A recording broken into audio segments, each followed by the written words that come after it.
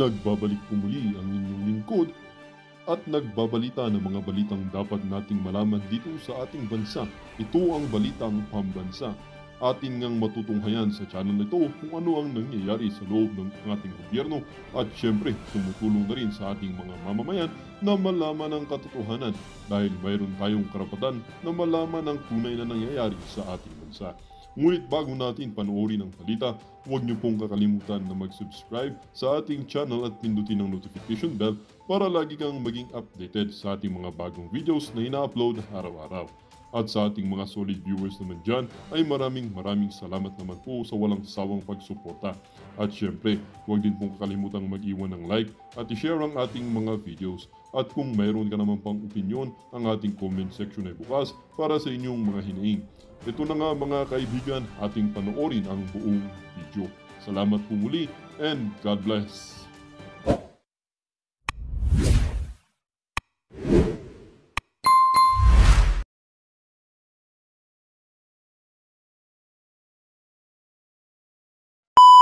Panahon natin yung video na yan itong si Amy Marcos. Pero bago ang lahat ng yan, kumusta ho kayong lahat mga kababayan? Welcome back sa PH Update. Muli ho tayo nagbabalik sa panibagong reaction video. Pero bago natin umpisa ng ating talakayan, gusto ko munang pasalamatan yung mga kasama natin dito sa PH Update na sa kabila ng dumalang ang ating upload dahil mapahanggang sa ngayon, hindi pa rin ho natin matanggap yung pagkaka-aresto kay dating Pangulong Rodrigo Duterte. Tiwala lang ho tayo kay Tatay Digong. Di ho natin alam kung ano pinaplano niya, kung lahat ba ng nangyayari na to kasama sa kanyang master plan o kung ano pa man, pero hindi ho, sobrang napakaraming nalungkot kung pero wala naman ho siguro sana, no? Pero di ho natin alam kung anong nangyayari, kung itong mga kaganapan na to tinadhana ng may kapal para mas ipakita sa sabay ng Pilipino na itong presidente na to talagang hindi mapagkakatiwalaan at walang mahihahatid na mabuti sa ating bansa. Itong pamilya na to, itong mga Marcos na to, talagang hindi na dapat mabigyan ng kahit anumang pwesto sa pamahalaan dahil pagka nasingkot ho nila, natikman ho nila ang kapangyarihan, talagang napapraning at hindi ho natin malaman kung nasa tamang katinoan. Maraming salamat, Ma'am Arisa Yen. Sir JD The Good Book. Alam ko, Sir Jobert The Good Book, alam ko kung nandito ka, sama-sama tayong makikibaka para dito kay dating Pangulong Rodrigo Duterte. Dito kay Ma'am Risa Isagunde. Ma'am Risa Isagunde, maraming salamat to. Sir Herbiscal, dito kay Pitots, maraming salamat sa pagsuporta ha. Mega love shoutout. Mary Fukuhori, maraming salamat to. Ma'am Ariza Yen, maraming salamat. Maraming salamat din ho dito kay Michael Jan Akaling. Sir Michael Jan Akaling, hindi pa ho kayo na formal na shoutout pero mega love shoutout. Hindi pa ho kasi natin na itong mga to hindi pa ho natin na pasalamatan yung kanilang komento, makikita niyo sa screen. Anyway, maraming salamat to kasi napakarami ho natin tinatalakay ngayong mga panahon na to. Kaya hindi ko na naipa-flash yung pangalan niyo sa screen. Maraming salamat. Mega love shoutout sa. Umpisa na ho natin to dito sa interview nitong si Amy Marcos manggagamit. Gulo lang ang dulot nito. Hindi na tayo natuto. Paulit-ulit na lang tayo. Namomroblema ako, medyo hindi na raw tayo natuto. Paulit-ulit na lang tayo. Sabihin mo yan sa kapatid mo, huwag mo sabihin sa sambayan ng Pilipino. Kasi kung kami lang naman, wala naman kami magagawa sa mga kabaliwan ng kapatid mo. Nabigla ako sa pangyayari na inaresto si Presidente Duterte at hindi ako maniwala Medyo nayanig ako masyado, kawawa naman si Presidente Duterte. Yang awa na yan, ipunin mo lahat yan. Kakailanganin mo yan kay Sandro, kay Lisa, kay Marcos, sa sarili mo, sa buong pamilya nyo. Kakailanganin nyo yan. Dahil mismong lugar nyo, dyan sa Ilocos Norte, sinusuka na yung apelido nyo at diring-diri sila sa mga pinaggagawa nyo. Yang awa na yan, huwag yung ibigay yan kay Tatay Digong. Marami kami. Ha, sapat na ang awa ng sambayan ng Pilipino dito kay Tatay Diggs. Yung awa nyo na yan, hindi namin kailangan yan. Hindi kailangan ng mga Duterte yan. Hindi kailangan ni VP Sara, ni Kitty, ni Ma'am Hanilet. Hindi kailangan yan ng mga taga-suporta ni Tatay Digong. Wala kaming pakialam sa awa mo, Amy Marcos. Ha? Itabi mo lahat yan, ipunin mo sa garapon. Pag dumating yung punto na kailangan mong ibuhos yung awa na yan, kailangan mo yan sa kapatid mo. Sabihin ko sa iyo, Amy Marcos, kailangan mo yan. Ha? Kailangan mo. Umiikot ang mundo, Amy. Alam mo yan kung paano umiikot ang mundo dyan sa pamilya nyo. Nung panahon ng tatay mo makapangyarihan, bigla kayong pinatapon sa Hawaii. At this time, sabihin ko sa iyo, Amy Marcos, hindi namin ipapanalangin na itapon kayo kung saan paman. Tandaan mo yan. Hindi namin ipapanalangin na itapon kayo sa nararamdaman na sambayan ng Pilipino na to. Sa tingin nyo ba na naisin natin na itapon sila sa kung saan pa man sa ibang bansa para pagbayaran yung ginawa na yan kay dating Pangulong Rodrigo Duterte? Sa tingin nyo ba pahihintulutan nating makalabas ng bansa yung mga Marcos na yan? Sa tingin nyo ba mga kababayan? Sa galit na nararamdaman natin na to? At sigurado tayo kung ang galit natin na to ay ganito, kumusta naman yung mga kababayan natin taga Davao? Sa tingin nyo ba paliliparin namin yung eroplano?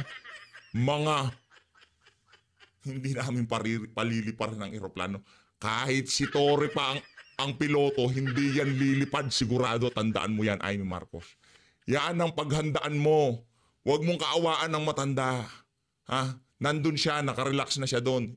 Sinasalubong siya ng napakaraming OFW. Huwag mong kaawaan si Tatay Digong. Marami nagmamahal sa kanya. So what is your reaction from pag-arrest? As a friend. As a friend. Well, ang akin kasi, Pakishare ho nito ha. Pakishare kay Amy Marcos. Mag-comment ho kayo sa baba kasi kung diskumpiyado siya sa sinasabi ko, at least makita niya sa comment section kung ano nga ba nararamdaman ng sambayan ng Pilipino. Ilabas nyo na lang ho sa loobin nyo pero huwag nyo na sagutin yung mga trolls na yan. Kasi wala naman nung ano dyan eh. Wala naman nung kung mapapala sa mga ano na yan, sa mga bayaran na yan. hindi na tayo natuto. Gulo lang ang dulot nito. Hindi na Scripted tayo talaga. natuto. Etong paulit-ulit ay walang pakinabang sa mga naghihirap sa bayan ang bangayan ng politika. Parang naging siklo na. Literal, yung ina mo eh. Di ba? Totoo. Si Imelda Marcos, di ba? Di ba? Alam niyo ibig ko sabihin. Totoo naman, di ba? Si Imelda Marcos eh isang, di ba? Tayo na ganito. Gumanda ba ang buhay natin dahil sa pamumulitika? Masenso ba ang ating bansa? Hindi na tayo natuto. Ano na lang, pagkakadakip na lang ni Tatay Digong, talagang gusto nyo pang squeeze yung publicity nyo para sa inyong kandidatura. Mga na kayo. So, sa lahat ng nakakahiyang yugto sa ating politika, gantihan ng gantihan, awayan ng awayan, yumaman ba? Nabusog ba?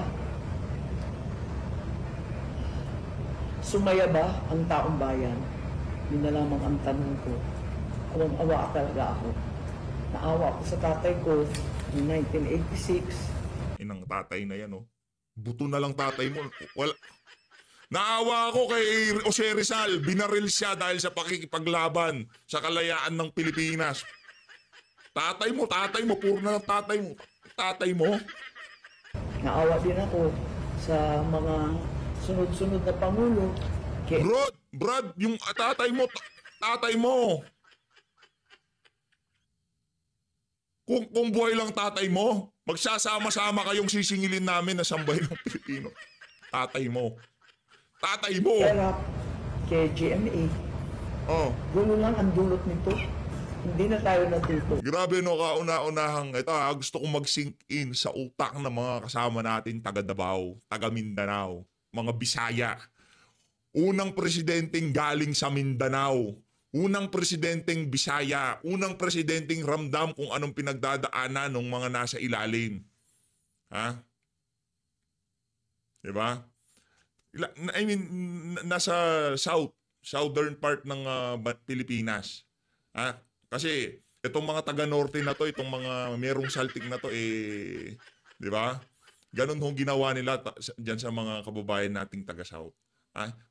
Unang presidenteng nagbibisaya, marunong magbisaya, marunong alam naramdaman ang hirap ng mga taga Mindanao. Nakita, nasaksihan kung anong struggle ang pinagdadaanan ng mga tao doon. Unang presidente na nanggaling sa Mindanao. Hiniram ng sambayan ng Pilipino itong mama na to sa Davao.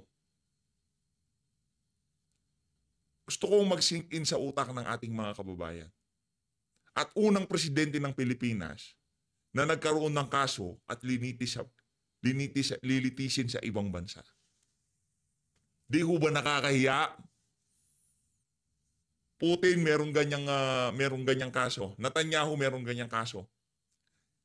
Natanggal, umalis, pinalitan itong si Netanyahu. Sinuko ba siya ng Israel? Literal, araw-araw ho. Hindi ho libo ha. Hindi 20,000 ang nagugurgor doon sa issue ng mga Israelites at Palestinians. Hindi ho 10,000, 20,000. Hindi ho! 100,000! Pero sinuko ho ba nila ang kanilang prime minister nung napalitan siya? O pinalitan siya? Sinuko ba siya? Tokwa. Yung mga kababayan nating nasa death row sa ibang bansa, hindi natin alam paano liligtas. Yung presidente na nagligtas sa atin sa loob ng 6 na taon sa kamandag ng droga at kriminalidad, isinuko ho ng administrasyon ng ganun-ganun na lamang. Nag-provide pa ng jet fighter na antag aeroplano para ma-expedite ang pagpapadala sa kanya sa Netherlands. Inang yan. Paulit-ulit na lang. Yan o kasi dahilan kung bakit ayaw muna natin gumawa ng video. Yung iba dyan siguro nasisikmura nila ito. Para sa kanila content lang yan. Wala ho tayong magagawa. Hindi naman ho talaga ano yan eh. Malalaman nyo naman ho eh. Pero meron naman ho talaga dyan na kailangan ho nilang magsalita. Tayo dito kay Tatay Digong si BP, oo, kailangan ho natin siyang suportahan, protektahan. Pero alam mo kasi natin, sa napakahabang panahon, ang tinatarget ho talaga si Tatay Digong. Si Tatay Digong ang matagal ng pinagbabantaan dyan sa ICC, kukulong. Si BP wala pa ho siyang ganun. Ang dapat nating talaga ngayong mga panahon na ito na protektahan, si dating Pangulo Rodrigo Duterte. Tama rin naman protektahan natin si BP Sara. Pero si BP Sara ho, kung dito sa dalawa na to, si BP Sara mas kaya niya sarili niya. Tatay Digong nga, nahihirapan na tumayo di ba? Tayo. Hirap. Gano'n ka lumisitahin si Presidente? Tignan natin kasi mukhang wala namang pinapapasok. Ang akin lang, So walang pinapapasok. Yung mga ordinaryong Pilipino nga gusto magliparan papunta doon kahit di sila makapasok basta nakapunta sila doon masaya sila. Ikaw, tignan natin, alam pinapapasok. Di ka talaga papapasukin doon. Baka magkalat ka lang doon. Baka kung ano na naman kamanggahan ang gawin mo sa loob ng Netherlands. Baka makita ka pa lang, tabas pa lang ng baba mo. Ito yung manggagamit sa Pilipinas. Huwag papasukin yan. Baka kung ano na naman panggagamit ang gawin yan. emotionally, talagang awang-awa ako sobra. Ano initial reaction mo? Did you cry? Sorry. Naiyak ka ba? Pero nagulat ako, nandun ako papunta ako sa Palumpo na nabalitaan ko na hininto. Stop it. Oo, awang-awa nga ako. Paano niyo po nalaman? Kasi matanda na, di ba?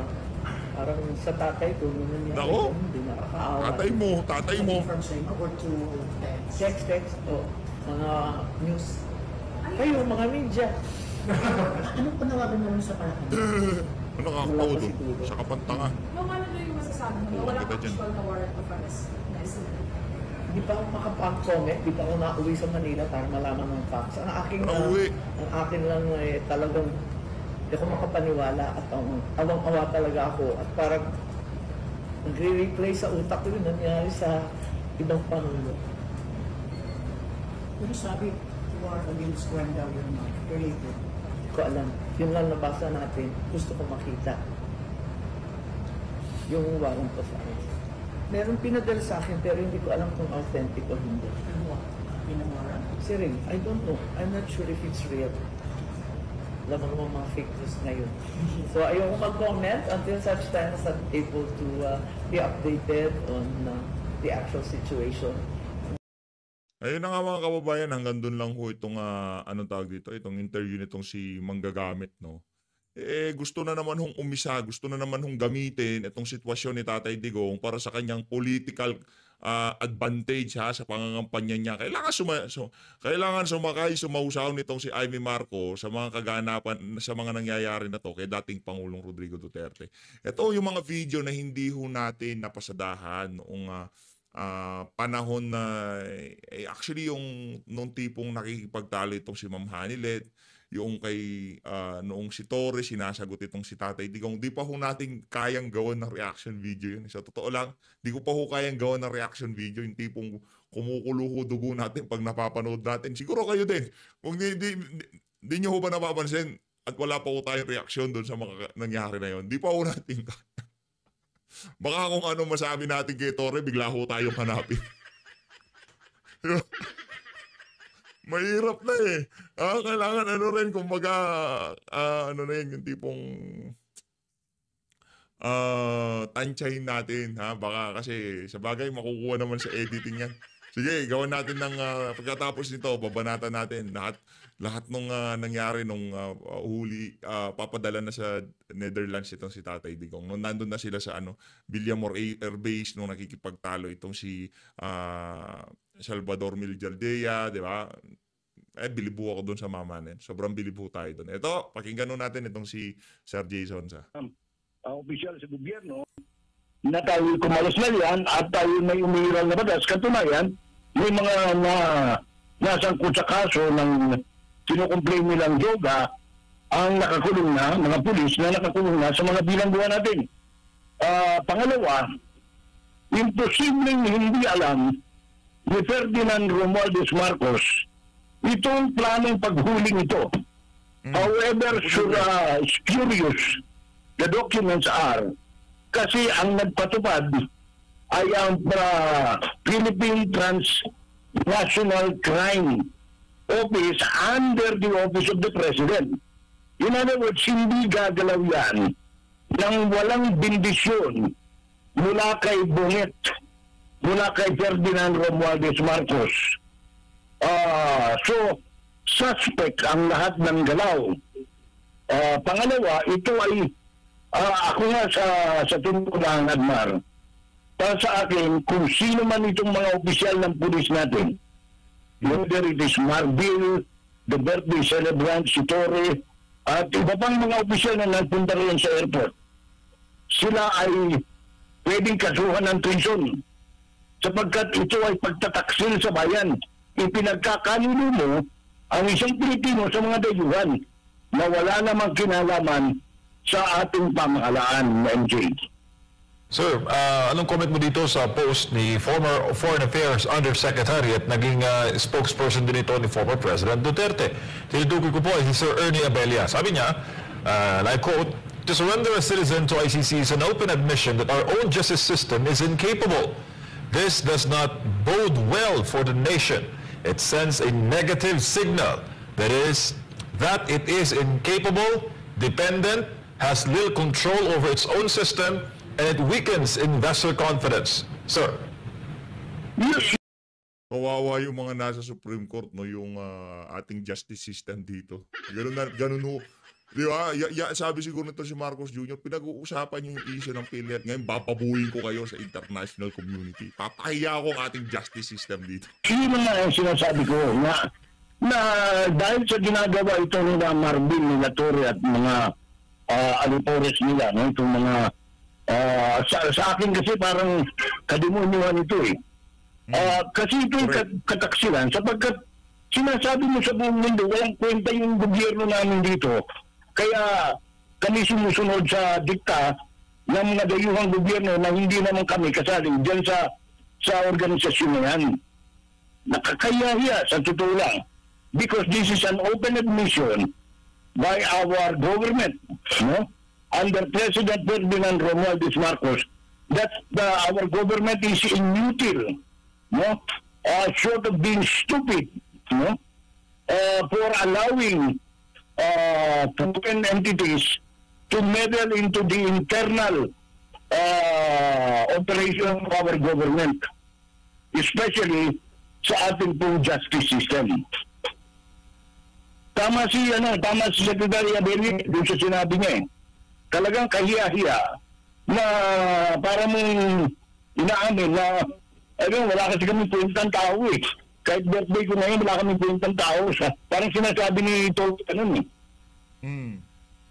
Kasi sinusurrender mo yung karapatan mo na bigyan ng proteksyon. Nagpapakamatay nga tayo kapag ka merong nakukulong na OFW o Filipino expat sa ibang bansa eh. Ito, nasa loob ng bansa natin, binibigay natin na sinusurrender natin. Anong klaseng katarantaduhan yun? Sakit, no? Opo. Sir Jay, mayong hapon si Admar to.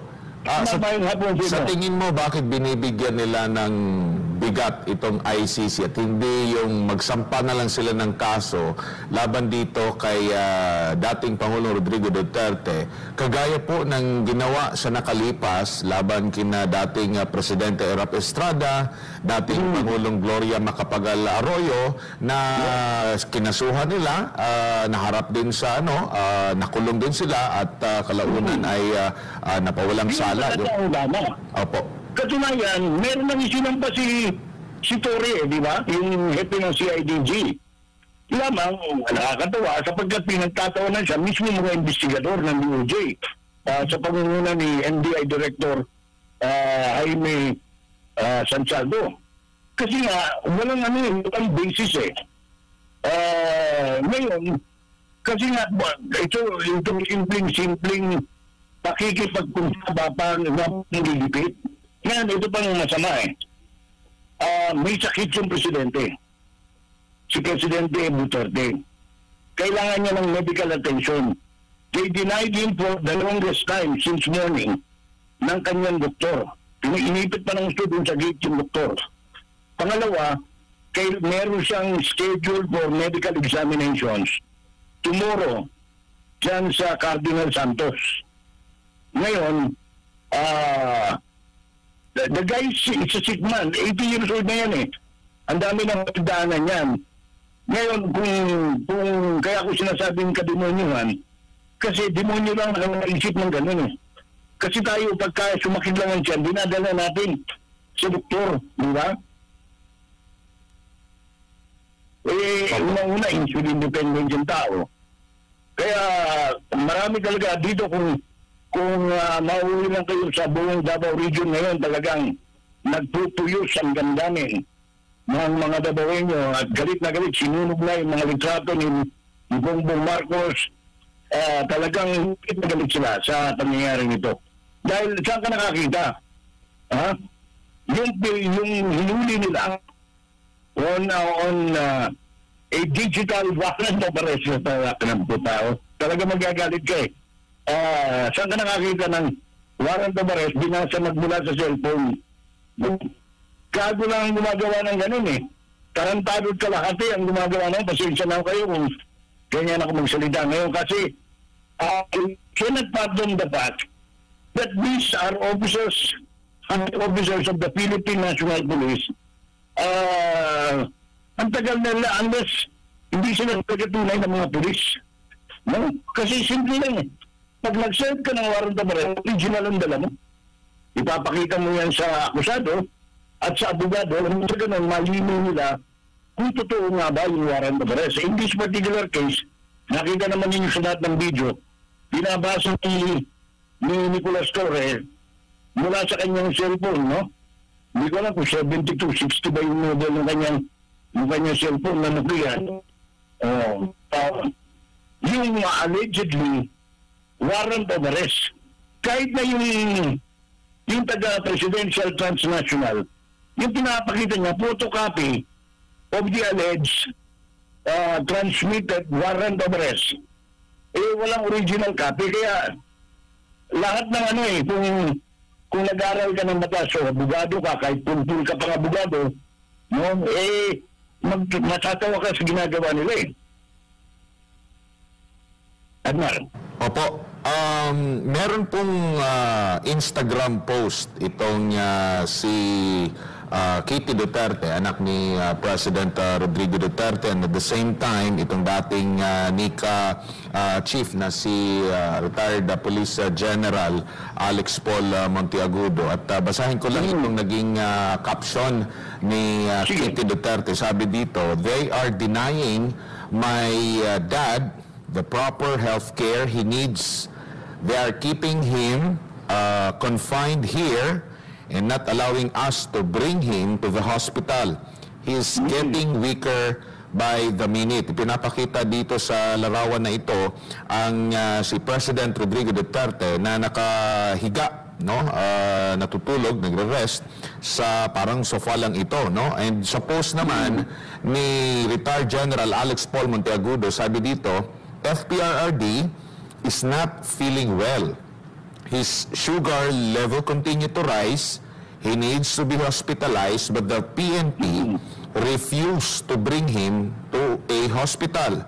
He is made to sleep in a couch and chairs inside the Air Force lounge." Ito, larawan na Ito mga kababayan, kakapasok lang kakapasok lang ho nito. Nagsalita na rin ho itong si dating Senator Manny Villar, no? Kaugnay dito sa pagdala dito kay dating Pangulong Rodrigo Duterte sa ICC. Ito, sabi nitong si Manny Villar, "It was my hope that that former President Rodrigo Duterte would have the opportunity to defend himself in our courts under the protection of our country's rule of law. I spent years protecting Filipinos overseas when they were charged abroad. That is why it was painful to see a very good friend, a former president who dedicated himself to public service, a Filipino citizen, being taken and charged by a foreign entity. But he is now in the custody of the International Criminal Court. I am certain that as lawyer himself, former President Rodrigo will avail himself of all legal remedies in order to defend himself before the ICC. That I trust that the ICC conduct fair judicial proceeding protecting the rights of the defendants. My prayers are with him." Maraming salamat former Senator Manny Villar, no? Naging Senate President ba to o Speaker, no? Maraming salamat. Saludo. Kahit yung anak mo nasa alyansa ng mga mambubudol. Salamat pa rin. Tuloy. Oxygen atin, hindi tayo nagkakamali dito. Forward na natin to. Ano bang klaseng puso kaluluwa meron itong mga ano ba, may sa demonyo na ba tayo sa mga namumuno sa PNP? Alam mo, sabi ko nga, yun lang sumakit ang tiyan mo. Nauutot ka lang, hindi ka nautot, nababalisa na yung kasama mo sa bahay. Kahit na nga yung, kunwari, pasahero ka lang sa jeep, may nakita kang nag-aalong tuhit. Hindi concern eh. But this guy, whose name is Nicolas Torre, no? Ewan ko anong klaseng sungay meron ito, no? Para hindi niya maunawaan na unfortunate matigas sa kutubatubit ng mamang ito, no? I don't know, hindi ko ma-describe kung anong klaseng kaluluwa meron itong mamang ito, no? Para hindi niya maunawaan na yung may sakit, kailangan niya ng immediate medical attention.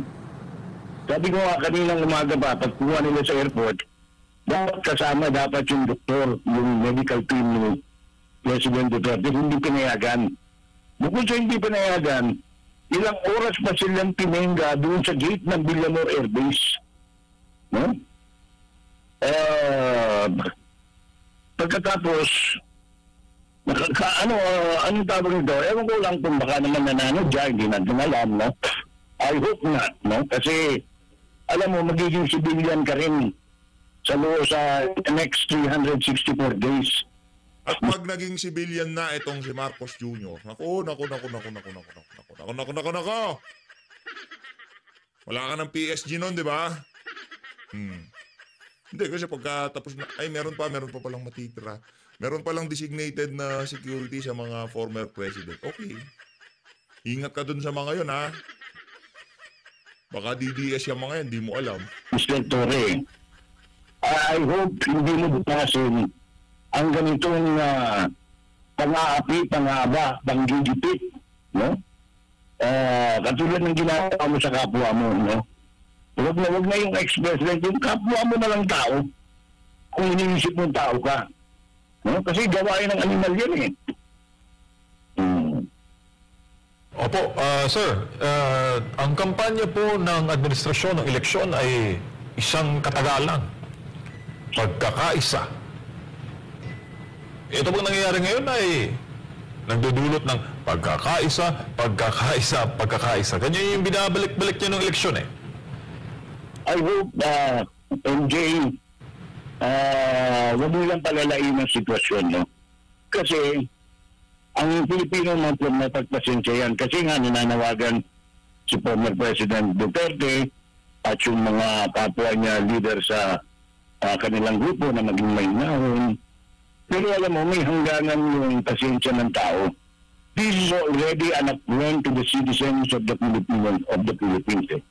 Itong pag-surrender natin ng ating kasarinlan, no, our sovereignty, binabanggit kanina ni Professor Ana na ka-sovereignty, no? Yung kasarinlan, we are abandoning it, we are anong tawag nito? Parang sinusurrender natin yung kasarinlan na pinaglaban ng ating mga ninuno. Magmula kay Lapu-Lapu hanggang sa kauli-hulihang patak ng dugo ni Ejok, no? Ni Edgar Robson. Opo, sir. Siyempre, ang mga tao ngayon, kalmado pa. Pero pagka pinilit nila at saka talagang hindi nila tinugunan ng maayos, yun na lang kanina.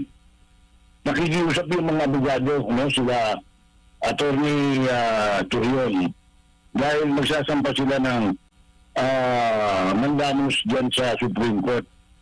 O tininggan na naman sila doon. Yung, kung ano yung itsura ng ginawa nila doon sa Kingdom of Jesus Christ Religious Compound sa Davao. Inuulit na naman dito. Yung trademark na Torre, no? Yung trademark Dubata Seeds, no? Inuulit nila, I just hope the people of Metro Manila and Luzon will be as, hindi sila, sana ganun sila kapasensyoso tulad ng mga miyembro ng Kingdom of Jesus Christ. Kung hindi, magiging madugo ito. Kasi, remember, marami ang kababayan natin na biktima ng mga droga. Na ang nakipasalamat nila na nawala yan for 6 years, no? At muli lang bumalik na maupo nga si President Marcos. Sana maging may nahon pa ang mamamayan hanggang sa hindi pa sa magdamag. Pero yung nababahala lang ako doon sa hindi ko nang masisisi si Mr. Duterte kanina, yung sinabi niya mas mabuti ka barilin niyo lang ako kaysa pilitin niya ko sumakay diyan sa Learjet na nakaparada ngayon sa Villamor Airways na inerkila, hindi natin alam kung kanino baka Learjet ng spirit ng balusus yan, no? Kasi wala namang nakalagay dyan kung sino may-ari ng jet na yan na umano'y pagsasakyan kay former President Duterte patungo sa The Hague. Alam mo, kaya sila nagiging nabibwisto sa kalokohan nila. Kasi hanggang ngayon, mismong website ng ICC, walang warrant of arrest na naka-issue. Kaya hanggang ngayon, questionable. Hindi nila may pakitang original because we don't do that, no? Kahit sa parte ng mundo, kapag kami huli ka may warrant of arrest, original na warrant of arrest ang dala mo. Hindi yung digital na parang ginawa lang ang Trillanes.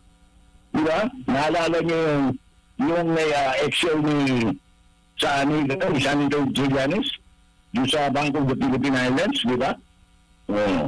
Walang pinagkagayo eh. Tingnan nyo, pati strokes, nung kunyari nakapirma, halos mga parang strokes. Kaya notorious pa naman ito si Torre, at saka itong chief of police din sa Davao City ngayon, nahilig mag-manufacture ng mga faking warrant. No, kaya hindi umalis na mag-isip ang mga tao. Napaka-fake nga itong dala-dala o binabasa kunyari ni Torre. Opo. Sir Jay, basahin ko lang po itong statement ng tagapagsalita ng Supreme Court matapos nga po maghain ng petisyon ng kampo po ni dating Pangulong Rodrigo Duterte kanina through Attorney Israelito Torion. Basahin ko lang yung statement, no, Sir Jay. Yes. Secretary as the CEO of Lehman Sachs. Because, ano yun that's sort of a habeas corpus na teka muna, hindi po pwede yan. Kaya nga, urgent yung motion na isinampay dahil hindi mo, alam mo, Admar parang pareho naman tayong nakapag-aral ng elementary at high school, at college.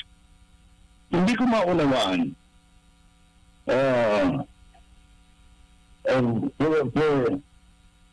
ang tawag nito, kung bakit ginagawa ito nila Torre. No, alam nila. Because they have been officers of the PNP from noong March 17, 2019, kung saan take effect ang ating pagkalas sa Rome Statute na siyang nagtatag sa International Criminal Court. In other words, hindi na tayo membro dyan, hindi na tayo nagbabayad. Alam mo ba kung magkano binabayad natin dyan taon-taon dati, Admar? $25 million para pang sweldo. Ngayon, unang-una, I don't think even for a minute na gagawin niya ng ICC knowing na may statement ang President of the United States releasing their assets, including their monies, and the warning na huwag nilang galawin ng Amerika at mga kaalyado nito dyan sa panggigipit ng ICC. So, yan, isa pang I don't know, unless of course na kompromiso ito sila Marbil at saka si anong pangalan nito, si Torre, na gawin ito in exchange of, no? Kung ano man yung kasi imposibleng gawin yan nila ng ganun-ganun na lang knowing their background, no? Especially Torre, who has been declared persona non grata in Samar dahil sa pamumulitika. So I don't know, ayokong isipin na ginawa itong utos sa kanya na gawin mo yan sa birthday mo.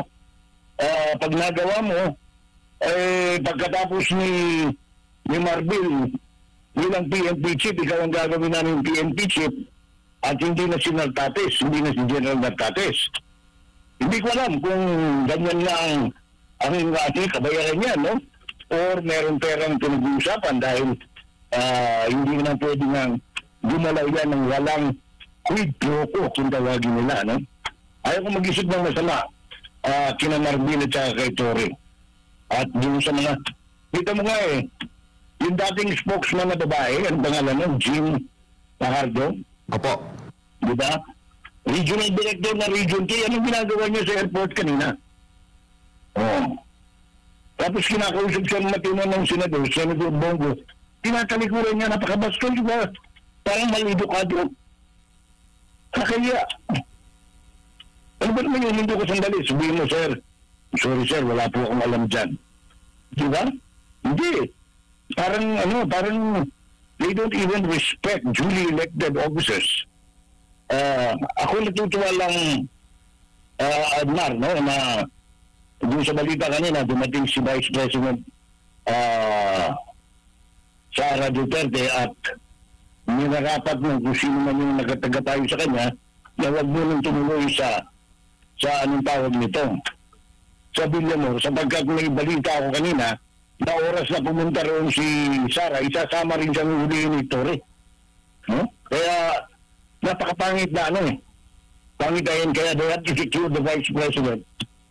Because, imagine mo, lahat ng official natin, except for the number 2, are all in the States. Nasa labas ng bansa. Ang Presidente, ang Speaker, ang Senate President. Parehong wala sila lahat dito. Hindi ko alam kung nagkataon ba o sinadya nilang wala dito habang ginagawa itong drama na ito. Tama. Ngayon na nga mga kababayan, dito na ako tatapusin itong ating video na to. Maraming salamat sa pagsuporta sa PH Update. Mag-ingat ho kayo lahat. Alam ko marami sa inyo dyan, mga kasama natin, hindi pa rin ho makapaniwala at hindi matanggap ang nangyari dito kay dating Pangulong Rodrigo Duterte. Mabilis ang update din ho pala tayo. Dininay ho yung petition para sa house arrest nitong si Pastor Apollo Kibuloy. Tayo ay nalungkot nung nabasa natin yon dahil pag nagkataon, kumbaga, maiibsan ay yung paghihirap din itong si Pastor Apollo Kibuloy dahil alam naman ho natin na isa ho siya sa mga kumbaga ginipit dahil sa pagiging malapit niya dito kay dating Pangulong Rodrigo Duterte. Maraming salamat po mga kababayan. Tuloy-tuloy lang ho tayo. Para sa AFP, sa PNP, kumusta naman ho? Ano ho bang nararamdaman nyo ngayong mga panahon na to na yung nakipaglaban, nagmahal, nagpataas ng moral sa inyo, nagpaganda ng paningin sa inyo ng sambayan ng Pilipino nung panahon ni Tatay Digong. Ano nararamdaman nyo? Hinatid nyo ho siya sa Netherlands. Kayo, PNP, kayong naging kasangkapan. Yang namang base ng mga AFP, yung Villamor RB. Sa AFP ho yan yan naman hong naging kasangkapan para mailipad si Tatay Digong. Ibig sabihin, yung kanyang minahal na institusyon, na alam niya, yan talaga ang, kung gusto natin magkaroon ng matinong Pilipinas, yan dalawa na yan, dapat nagtutulungan di ba? Sorry. Ngayon, yung dalawang institusyon na to, AFP, PNP, sila ho naghatid dun sa kanilang dating commander-in-chief. Palakpakan ho natin ang mga walang hiya at walang kwentang mga sundalo at pulis. Diba? Kailangan palakpakan niya mga walang yan. Magsama-sama kayo, lahat ng kumakampi kay Marcos na, hindi pa ba Hindi niyo pa ho ba nakikita nangyayari sa bansa? Hindi niyo ba nakikita ang ginagawa itong adik na to sa sambayan ng Pilipino? Diba? Hindi niyo ba nakikita? Baka paggising natin bukas makalawa, wala na kayong pinagsisilbihang Pilipino. Baka pati yung mga Pilipino hindi na kayo kinikilala bilang tagapagtanggol nila. Hinay-hinay ho tayo. Wala ho tayong sinasabi dito. Baka ang sinasabi natin sa mga nangyayaring mga kaganapan na to. Di ho natin alam kung anong